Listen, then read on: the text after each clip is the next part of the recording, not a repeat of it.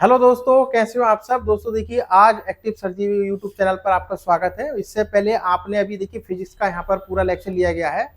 अगर वो आपने अभी तक नहीं देखा तो उसको जरूर देख लेना, क्योंकि आज हम करा रहे हैं 2025 में जो आया हुआ है साइंस 10th क्लास का साइंस का पेपर, उसको सॉल्व। तो अब देखिए, फिजिक्स के बाद केमिस्ट्री में यहाँ पर ले रहा हूँ और आपको जो ऑब्जेक्टिव सवाल यहाँ पर दे रखे हैं इनको हम सॉल्व करते हैं, आगे बढ़ेंगे। तो पूरा कोशिश यही है हमारी कि जो 10th का पेपर आने वाला है साइंस का या फिर 12th का केमिस्ट्री का, तो वो उस पर आपकी तैयारी करा दें बच्चे से और अच्छे से नंबर मिल जाए। तो आप भी थोड़ा कमेंट करिए कैसी आपको वीडियो लग रही, अच्छी लग रही है तो कमेंट करके बताइए। और साथ में किन टॉपिक पर, अगर इस समय क्योंकि हम पूरा अभी शुरू करें हैं तो पूरा सिलेबस नहीं पढ़ा पाएंगे, आप सिर्फ टॉपिक कमेंट करिए जहां पे आपको समस्या आ रही है, दिक्कत आ रही है, उस टॉपिक का नाम लिखिए, अगले दिन हम उसकी वीडियो आपको प्रोवाइड करा देंगे। तो चलिए शुरू करते हैं देर नहीं करते हुए। तो देखिए, ये 2025 में क्वेश्चन आए हुए हैं। आपके सामने एक क्वेश्चन दे रखा है यहाँ पर, 1 बिलियन लाल लिटमस को नीला करता है, तो इसका पीएच मान पूछा है। तो इस सवाल का जवाब देने से पहले आपको थोड़ा सा पीएच वैल्यू की पता होनी चाहिए। अब देखिए, 2025 में पीएच पे ऑब्जेक्टिव पे भी सवाल पूछा है और पीएच वैल्यू पर ही यहाँ पर इन्होंने शॉर्ट नोट यानी टिप्पणी पूछी है।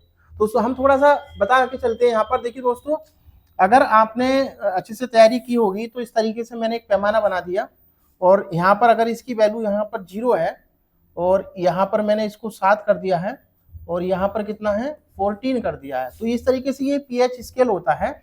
अगर आपको थोड़ा, अगर मैं आपको दिखाऊं तो यहाँ से 0 से अगर वो चलते हैं तो इधर को क्या होता है, बेसिसिटी बढ़ती जाती है। क्या हो जाता है, क्षारीयता का जो गुण है वो बढ़ता है और जितना आगे जाएंगे हम उतना ही क्या होगा, बेसिक होगा। और अगर इसका उल्टा अगर रिवर्स हम देखें ऐसे करके, तो इधर को क्या होती है, एसिडिटी का यानी अम्लता का गुण बढ़ता है। ये हमें पता होना चाहिए। कई बार एग्जाम में प्रश्न ये भी पूछा गया है कि जो हमारा वाटर होता है उसका पीएच वैल्यू कितना होता है। तो अगर वाटर की पीएच वैल्यू पूछा है, न्यूट्रल होता है कि 7 होता है, ठीक है। तो अब इसने हम सवाल पे आते हैं, क्योंकि ऑब्जेक्टिव है, समय ज्यादा नहीं लेंगे। यहाँ पर ये पूछ रहा है कि बिलियन ऐसा है कि जो लाल लिटमस को नीला करता है, तो पीएच वैल्यू। तो देखिए, जब लाल लिटमस को नीला करे तो उसमें बेसिक करैक्टर पाया जाता है। अब बेसिक करैक्टर में अगर आपको थोड़ा सा ये पैमाना भी आपको पता है तो देखिए, बेसिक शुरू कहां से होती है, 7 से 14 के बीच में।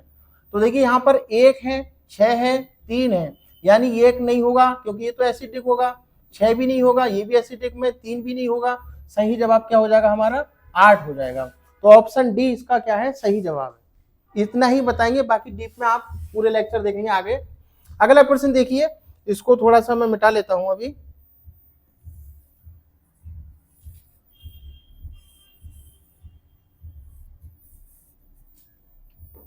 दूसरा प्रश्न देखिए दोस्तों, जिंक चूर्ण पर तनु सल्फ्यूरिक अम्ल की क्रिया से गैस निकलती है। अगर सवाल नहीं भी आता है तब भी हम ऑब्जेक्टिव से भी कॉमन सेंस लगा सकते हैं। देखिए कैसे, यहां पर इन्होंने 4 ऑप्शन दिए हुए हैं। ऑक्सीजन है, क्लोरीन है, कार्बन डाइऑक्साइड है और हाइड्रोजन है। कुछ भी नहीं आता, सिर्फ हमें फॉर्मूला भी पता है। जैसे जिंक चूर्ण ले लिया हमने, Zn, और किससे क्रिया हो रही है यहाँ पर, तनु सल्फ्यूरिक अम्ल से, यानी सल्फ्यूरिक अम्ल का सूत्र क्या होता है, H2SO4। तो देखिए दोस्तों, अगर यहाँ पर हमारे पास ये दोनों रिएक्टेंट हैं तो कॉमन सेंस की बात है, अगर चावल में उड़द की दाल बनाओगे तो क्या बनेगा, खिचड़ी बनेगी ना। तो यहाँ पर भी देखिए थोड़ा सा, अगर हम जिंक और सल्फ्यूरिक अम्ल की क्रिया करा रहे हैं तो क्या बन सकता है, यहाँ पर जिंक और यहाँ से सल्फेट क्या बन जाएगा, ZnSO4, जिंक सल्फेट, और क्या है यहाँ पर, ये देखिए हाइड्रोजन। तो यानी कौन सी गैस रिलीज हो रही है, तो इसमें ये ऑप्शन भी नहीं होगा, ऑक्सीजन क्लोरीन भी नहीं निकल रही है, कार्बन डाइऑक्साइड भी नहीं। सही जवाब क्या हो जाएगा हमारा, हाइड्रोजन। तो इस तरीके से देखिए एक नंबर हमारा पूरा हो जाता है। थोड़ा सा आगे बढ़ते हैं, दूसरी स्लाइड लेते हैं हम यहाँ पर। ये देखिए दोस्तों, अब इसको शुरू करते हैं। देखिए दोस्तों, यहाँ पर पूछा है एल्काइन का सामान्य सूत्र होता है। अगर जैसे ही चैप्टर शुरू होता है तो हम एल्कीन पढ़ते हैं, एल्कीन पढ़ते हैं, एल्काइन पढ़ते हैं। तो अगर आपको मैं तीनों ही बताना चाहूं जल्दी से, तो क्या आप बता सकते हैं एल्कीन का सूत्र क्या होता है दोस्तों, CnH2n+2। ठीक है, अगर ये सूत्र अगर पूछा जाएगा तो ये हमारा क्या हो जाएगा, एल्कीन का हो जाएगा। ठीक है। और अगर एल्कीन का पूछा जाए तो क्या होता है, CnH2n, ये सूत्र किसका होता है जनरल, एल्कीन का। इसी प्रकार से CnH2n-2, ये सूत्र किसका हो जाएगा, एल्काइन का। तो हमसे एल्काइन का पूछा है, तीनों में देखो इनमें से कोई सा नहीं होगा, कौन सा वाला, ऑप्शन सी हो जाएगा, CnH2n-2। तो बहुत सिंपल है जवाब देना, ठीक है। इन्हीं से हम देखिए फॉर्मूले भी बना सकते हैं, अगर एल्कोन को आपको प्रूव करना है। तो जैसे मैंने एथीन बनाना है, एथीन का सूत्र क्या होता है, C2H6, यानी कार्बन की संख्या कितनी है, 2। तो Cn यानी कार्बन की, इसको मैं प्रूव कर रहा हूं, C की जगह 2 लगाया, यानी N की वैल्यू मैंने कितनी मानी है यहाँ पर, 2, ठीक है।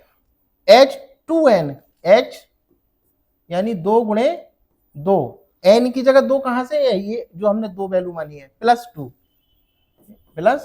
अब इसको करिए सॉल्व, C2, 2 दूनी 4 और 2 6, बन गया एथेन, ठीक है। इसी प्रकार से एल्कीन का बना सकते हो, सपोज करिए यहां भी मैंने कितना ले लिया, N की वैल्यू 2, तो C2 और 2 गुणे 2 यानी C2H4, क्या नाम होता है इसका, एथिलीन।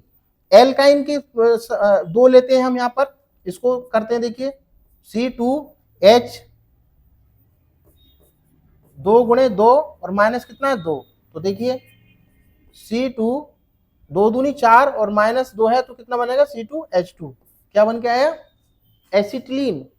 तो इस तरीके से हम ये कर सकते हैं। तो ये हमारा पहला सवाल क्या हो गया, सॉल्व हो गया है। इसको हम थोड़ा सा इसको मिटा लेते हैं जल्दी से। अगला प्रश्न पढ़िए जब तक आप, अगला प्रश्न देखते हैं। आप देखिए अगला प्रश्न क्या कह रहा है यहाँ पर हमसे, एल्डिहाइड का क्रियात्मक समूह है। क्रियात्मक समूह मतलब फंक्शनल ग्रुप पूछा है यहाँ पर, और इसलिए 4 कंपाउंड हमारे सामने दे दिए हैं। OH फंक्शनल ग्रुप है, एल्डिहाइड फंक्शनल।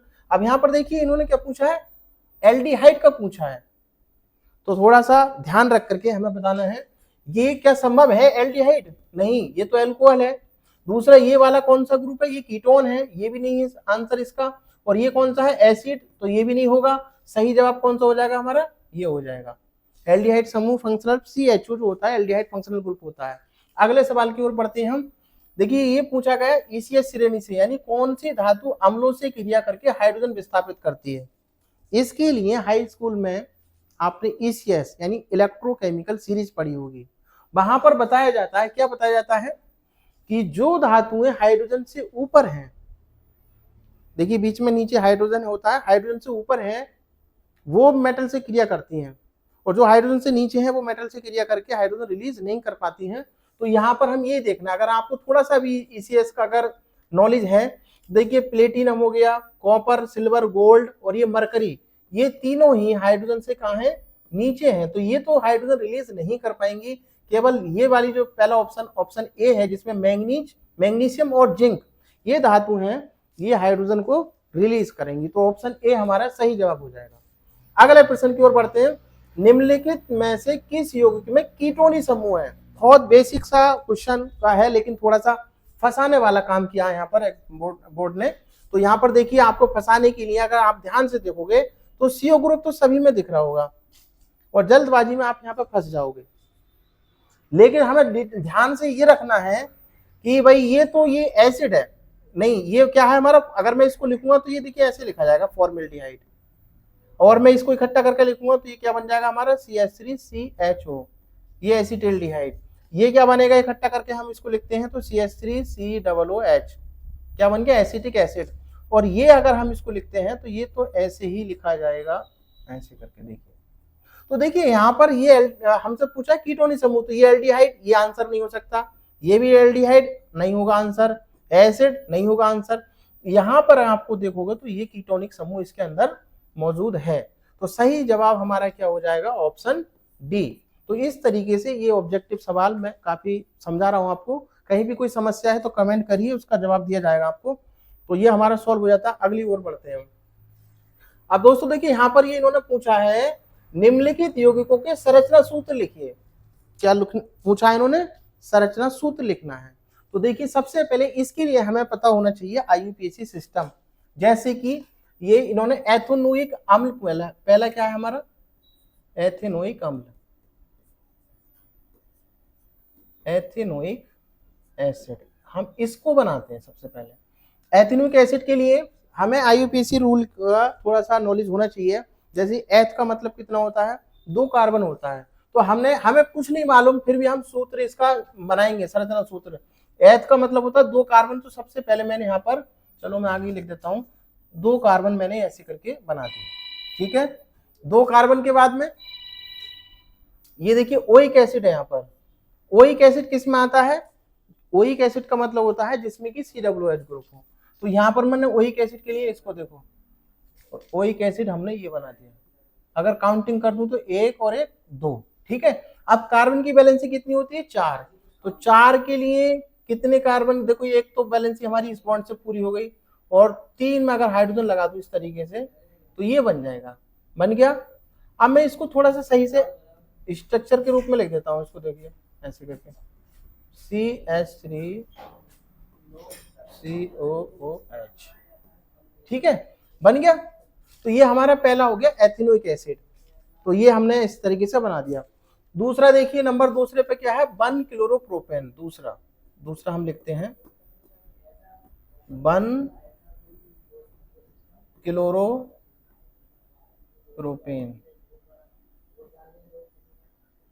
1 क्लोरोप्रोपेन है, यानी यहां पे समझना हमें प्रोप, प्रोप का मतलब कितना कार्बन, 3 कार्बन बना लेते हैं हम सबसे पहले, 1 2 3। 1 नंबर पे आप डिपेंड तुम पे कर, कहा कि काउंटिंग हम इधर से कर रहे हैं कि इधर से कर रहे हैं। सपोज करिए मैं इधर से कर रहा हूं, 1 2 और 3। 1 नंबर पर Cl है, यानी मैंने 1 नंबर पर ये Cl लगा दिया, इससे 1 क्लोरो हो गया। और इसकी अब क्या करनी है, हमें बैलेंसी पूरी कर देनी है। यहाँ पर देखिए एक कार्बन की एक बैलेंसी हो रही है, यहाँ पर मैं कितना करूंगा, 3H, 3 हाइड्रोजन से एक बॉन्ड से, और यहाँ पर देखिए 2, और यहाँ पर कितनी हो रही है बैलेंसी, 1 और 1 2। तो मैं यहाँ पर कितने हाइड्रोजन और लगाऊंगा, अभी 2 हाइड्रोजन। यानी ये मेरा बनके कैसा आया सूत्र, ये बन के आया CH3 CH2 CH2Cl, ये हो गया। अब काउंटिंग कर लो, 1 2 3, यानी 1 क्लोरो और प्रोपेन, ठीक है। तीसरा वाला देखते हैं, तीसरा नंबर क्या है। तीसरा, पहला हमारा ये हो गया, दूसरा ये हो गया, तीसरा है ब्यूटेनोन 2। ब्यूटेनोन 2, ब्यूटेनोन के 2, ब्यूट का मतलब कितना होता है, 4। तो ब्यूट 4 कार्बन बना लेते हैं सबसे पहले हम, एक, थोड़ा सा नीचे बनाते हैं, 1 2 3 4, ब्यूट का मतलब 4। और देखिए जो ऑन जो ग्रुप है 2 नंबर पे है, यानी कीटो ग्रुप। आप काउंटिंग किधर से करना चाहते हो, सपोज करिए मैं इधर से खाता हूं, 1 2 3 4, 2 नंबर पे ऑन मतलब कीटो ग्रुप है, ऐसे करके लगा दिया मैंने। अब बैलेंसिंग पूरी कर दो। बैलेंसिंग पूरी करने के लिए 3H इसको चाहिए, 4 करने के लिए 2 इसको चाहिए। यहाँ पे तो पूरी हो गई, 1 2 3 4, और यहाँ पर कितनी चाहिए, ऐसे करके। तो ये बन गया हमारा, क्या बन गया, ब्यूटेनोन 2 बन गया। अब एक लास्ट बनता है, जो नंबर 4 पे इन्होंने पूछा है हमसे, नियोपेंटेन।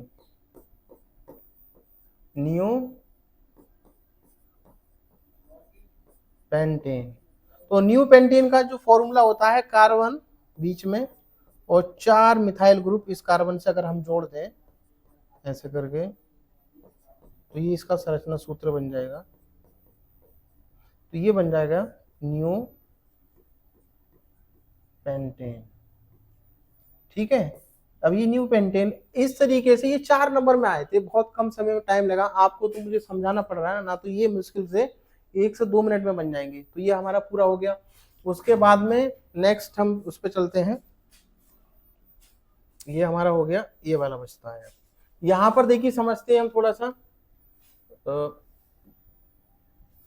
यहाँ पे सबसे पहले क्या है, उदासीनीकरण अभिक्रिया है, यानी जिसको न्यूट्रलाइजेशन रिएक्शन कहते हैं। तो उदासीनीकरण अभिक्रिया क्या होती है, उदासीनीकरण यहाँ पर अगर मैं लिखूंगा तो टाइम ज्यादा होगा, सिर्फ मैं बता देता हूँ आपको, रिएक्शन लिखवा देते हैं केवल। केमिस्ट्री में रिएक्शन लिखना बहुत जरूरी होता है। उदासीनीकरण अभिक्रिया वह अभिक्रिया होती है जहां पर अम्ल और क्षार क्रिया करके लवण बना लें और इसमें वाटर रिलीज होता है। इस क्रिया को क्या कहते हैं हम? उदासीनीकरण क्रिया कहते हैं। जैसे एग्जाम्पल के तौर पर हम यहाँ पर हमने HCl ले लिया और क्षार लिए जैसे NaOH, ये दोनों क्रिया कर रहे हैं। यहां से देखिए NaCl निकल जाएगा, सॉल्ट बना लेगा और क्या बनाएगा? वाटर। ठीक है, कहीं कहीं पर आपको एग्जाम में इस तरीके से भी दिख जाएगा कि अम्ल का H आयन और क्षार का OH आयन दोनों क्रिया करके क्या बना लेते हैं? वाटर बना लेते हैं। तो ये एक क्रिया यहाँ पर कोई लिख दीजिए उदासीनीकरण के तौर पर, और डेफिनेशन में अम्ल और क्षारी क्रिया करके लवण बनाते हैं। इस क्रिया को क्या कहते हैं हम? उदासीनीकरण क्रिया कहते हैं। तो ये हमारा प्रश्न हो जाता है, कितने नंबर में आया? 2 नंबर में आया। तो हम डेफिनेशन लिखेंगे सबसे पहले, उसके बाद 1-2 रिएक्शन लिख करके यहाँ पर हम समझाएंगे। ठीक है, कोई भी अम्ल ले सकते हो, अम्ल सिंपल। अगर सपोज करिए मैंने कोई अम्ल दूसरा ले लिया, जैसे H2SO4 मेरा मन कर रहा है लेने का, और मैंने क्षार भी दूसरा ले लिया है, चलो क्षार में मैंने यही रहने दिया है सोडियम हाइड्रोक्साइड, तो हमारा प्रोडक्ट चेंज हो जाएगा। यहाँ पर 2 मॉलिक्यूल्स लेने पड़ेंगे और ये Na2SO4 बना लेगा। क्या बना लेगा? Na2SO4, यानी सोडियम सल्फेट, और प्लस वाटर निकलेगा। कितना H बचा यहाँ पर? 2 और 2 4, 4 का आधा 2H2। इस तरीके से ये साल्ट बन जाएगा। तो उदासीनीकरण की बहुत सारी क्रियाएं हो सकती है, लेकिन सिर्फ आपको 2 क्रियाएं या 1 क्रिया देनी है और डेफिनेशन लिख देनी है, तो ये हमारा प्रश्न पूरा हो जाता है। इसी प्रकार से देखिए प्रश्न नंबर 3 पे मैं पहले लेके जाना चाहूंगा पीएच वैल्यू। ऑब्जेक्टिव में पहला ही प्रश्न था पीएच वैल्यू से, पहला दूसरा, और यहाँ पे इन्होंने शॉर्ट नोट यानी टिप्पणी भी पूछ ली है, तो फिर वही लिख देना है, पीएच पैमाना बना देना है और ये बता देना है कि पीएच वैल्यू होता क्या है। तो पीएच वैल्यू मैं थोड़ा सा बता ही देता हूँ इसको, अगला हम कर लेते हैं इसको थोड़ा सा मिटा के। पीएच वैल्यू अगर पूछा है तो क्या करना है हमें बताना है सबसे पहले पीएच वैल्यू होती क्या है। तो पीएच वैल्यू किसी भी विलयन की अम्लता और क्षारता को बताता है, यानी एसिडिटी और बेसिसिटी को बताता है कि कोई भी विलयन अम्लीय है या क्षारीय है, इसको कौन बताता है? पीएच मान कहीं कहीं पर ये पीएच मान लिखा होगा या इंग्लिश में पीएच वैल्यू भी लिखा हो सकता है, पीएच वैल्यू। और इसका ही काम होता है कि कोई भी विलयन एसिड है या बेस है, जैसे कि ब्लड का पीएच मान 7.4 यानी हल्का बेसिक होता है, तो ये पीएच वैल्यू बताता है। तो हमें ये बोलना है डेफिनेशन के रूप में क्या बताना है कि कोई भी विलयन, यानी पीएच वैल्यू क्या है? पीएच वैल्यू किसी भी विलयन की अम्लीयता और क्षारीयता को बताता है, इसे हम पीएच मान कहते हैं। और बात रही उसकी पैमाने की, तो पैमाना मैंने शुरू में बताया है, थोड़ा सा यहाँ भी बता दें। सपोज करिए ये है, तो ये 0 से शुरू होता है, 7 तक जाएगा, फिर 14 तक, यानी कहाँ तक? 7 से 0 से 14, 0 से 7 तक एसिड कहलाता है, 7 न्यूट्रल है, और फिर इससे आगे को बढ़ते हैं तो बेसिसिटी बढ़ जाती है। तो ये हम पैमाना बना के चले आएंगे और थोड़ा सा बता देंगे। एक यहाँ पर टॉपिक बचता है प्लास्टर ऑफ पेरिस, जिसको हम पीओपी कहते हैं शॉर्ट में। मैं इसको मिटाता हूं थोड़ा सा अगर इसके एप्लीकेशन की बात करें दोस्तों, तो प्लास्टर ऑफ पेरिस को शॉर्ट में पीओपी कहते हैं। आपने कहीं भी घर पे काम करा रहे होगे अगर प्लास्टर वगैरह का, तो आपने सुना होगा कहीं पे टूट फूट हो जाती है कि भाई पीओपी भर दे इसमें। तो पीओपी वो कुछ नहीं है, वो प्लास्टर ऑफ पेरिस ही है। वो पानी में घुल के एकदम सॉलिड पदार्थ बन जाता है। और दूसरा एग्जाम्पल आपने ये भी सुना होगा, हड्डी में टूट फूट हो जाती है, हड्डी टूट गई तो भी प्लास्टर चढ़ा जाता है, तो वहां भी प्लास्टर का ही लेप लगता है, प्लास्टर ऑफ पेरिस का, क्योंकि ये बहुत पहले सॉफ्ट होता है और उसके बाद में एक अच्छी मोटी परत बना लेता है और मजबूती देता है जगह को। ठीक है, तो ये प्लास्टर, अगर हम बात करें कि प्लास्टर ऑफ पेरिस है क्या, तो कैल्शियम सल्फेट हेमीहाइड्रेट यानी CaSO4 हाफ H2, ये हमारा कैल्शियम सल्फेट हेमीहाइड्रेट को प्लास्टर ऑफ पेरिस कहते हैं, पीओपी कहते हैं। तो इसको बनाए थे कैसे? जिप्सम से बनाते हैं। और जिप्सम का सूत्र क्या होता है? जिप्सम होता है CaSO4 और 2H2। इसको जब हम गर्म कर देते हैं तो क्या निकालता है? प्लास्टर ऑफ पेरिस निकालता है, CaSO4 हाफ H2। तो इस तरीके से हम ये क्या बना सकते हैं, पीओपी बना सकते हैं। ठीक है, तो ये था बहुत इंपॉर्टेंट टॉपिक है जो कि आप कर सकते हैं यहाँ पर आराम से। तो चलिए इस वीडियो को यहीं रोकते हैं, मिलते हैं नेक्स्ट वीडियो में। और अगर आपको वीडियो अच्छी लग रही है तो भाई कमेंट करिए, तभी जाकर के हमें थोड़ा मोटिवेशन मिलेगा, आगे मेहनत करेंगे हम फिर हम। और अलग अलग लेक्चर यहाँ पर सारे सब्जेक्ट लाने की कोशिश करेंगे। केमिस्ट्री, फिजिक्स, साइंस पर पूरा फोकस रहेगा। और आने वाले समय में हम जो जनरल जीएस है उस पर भी हम काम करेंगे। फिजिक्स केमिस्ट्री के अलावा हिस्ट्री, ज्योग्राफी, पॉलिटी, सारे सब्जेक्ट यहाँ पे आपको मिलेंगे। तो चलिए इस वीडियो को यहीं रोकते हैं। वीडियो देखने के लिए बहुत बहुत धन्यवाद। नमस्कार।